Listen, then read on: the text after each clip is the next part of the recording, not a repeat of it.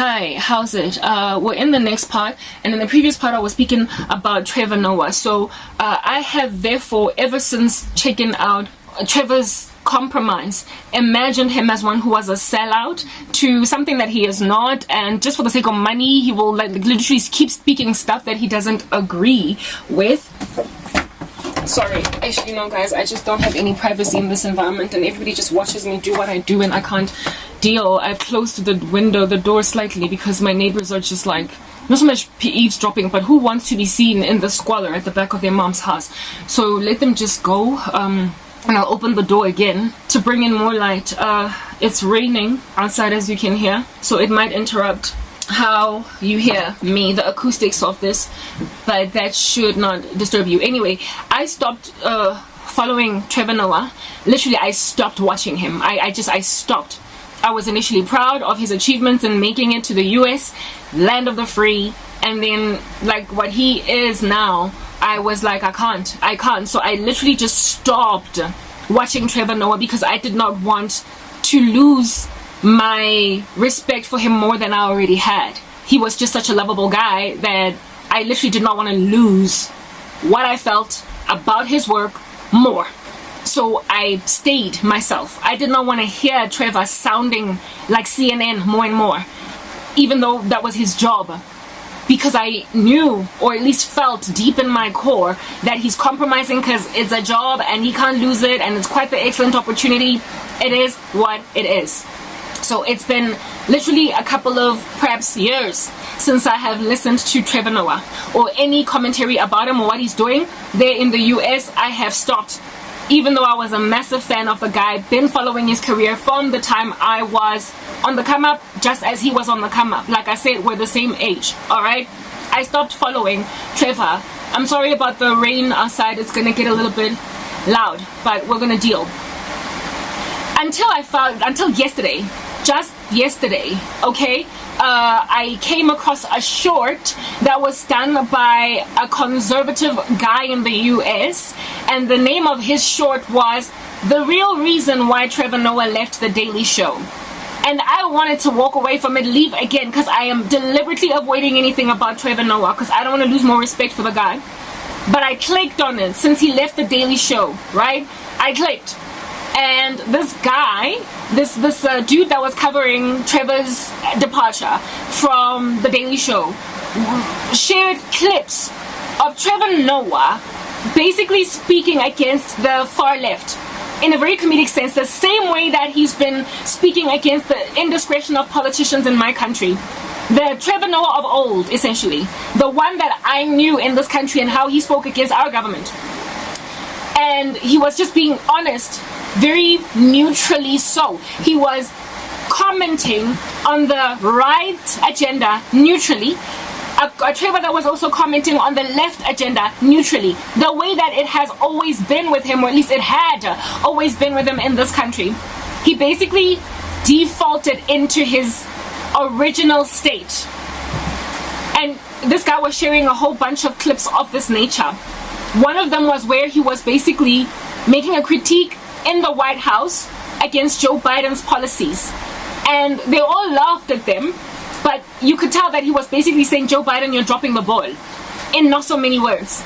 At some point he even spoke about how if Donald Trump was in office still, he would not be getting ignored by the Saudis. They would not refuse to take his phone call. And this war in Ukraine would highly unlikely have happened if that old Donald Trump was still president. And he tried to do it in a comedic fashion. Nonetheless, the left probably was like, you hired this guy at your Daily Show and everybody likes him, but he's heavily influential now. Everybody has literally flocked to him. He is so famous that he's even dating Dua Lipa. This is what's good. A man that influential and that adored, we cannot have him speaking against the liberal agenda. So he gotta go. So his bosses, it is speculated by the conservatives and other people that just make any kind of political commentary, that Trevor did not just make a decision to leave, that Trevor was booted, literally, because he started to get comfortable. Essentially, the word that is correct right now, that is perfect, is comfortable. He got comfortable. He thought that we can't get rid of him because his ratings are spiking. No matter what rubbish he speaks, people are still listening to him. And he is changing the minds of the Democrats to recognize that perhaps they made a mistake by voting Joe Biden in. So literally from up tops of the White House, Trevor Noah has been booted off the Daily Show because he ceased being far left, or he ceased being strictly democratic and started being neutral in his political commentary based on what he was observing, and his neutrality was not appreciated because he had to be polarized. That was the condition for which he had to stay. And since he kept on releasing these Freudian slips and likely got given first a slip a slap on the wrist and then maybe like one little mild warning, it got to a point where the dude was just having so many Freudian slips that it was like, dude, clearly you can't buckle down, clearly you keep on vomiting your actual like opinions, and we didn't hire you to give an actual opinion that you have in your head. We hired you to vomit and regurgitate what we're telling you. So because he struggled to be a puppet essentially on a string, he was, cordially let go. However, it had to look like he left, because that's just what he decided to do. So now Trevor Noah is no longer the head or the lead of the Daily Show because he went back to his basics. I had called him a sellout until I realized that even sellouts have every so often a button that is too tight on their beer belly that is about to pop, and when that button pops, you're going to see the real person. And Trevor Noah was like a fat man wearing a tight shirt. The buttons popped. He could not deal anymore with this ridiculous agenda, and so his buttons popped and people saw his like beer belly and they were like, I'm sorry, no, we hired a dude with a six-pack. So since the six-pack equivalent or tantamount was being totally and completely sold out to the Democratic agenda in the United States, which everybody knows is ludicrous if you come from Africa especially, which Trevor Noah does, you are gonna find the woke agenda over the top, flamboyant, eccentric, like Lady Gaga's hoof shoes. You are not gonna be okay with it, especially if you come from Africa. So for them to recruit an African and think that an African is going to not comment on indiscretions of governments, when African governments are known for so much corruption, when you come from a country so rich with corruption in your government and you were able to speak freely and so therefore could contribute to the freeing of your country or to the liberating of your country from governmental oppression through comedy, when you come from a place where you could actually make a real difference, and now you can't make a difference anymore, you have to be among the namby-pamby trolls or docile, like mindless drones that just follow a silly agenda along. You are participating against your own better judgment in the destruction of a perfectly good ecosystem that isn't broken, but they're trying to fix it. That is what Trevor Noah likely was feeling. I'm destroying the US when it wasn't broken, but they're trying to fix it. I will not have anything to do with this, and against his own better judgment was made to do things that he was not comfortable with.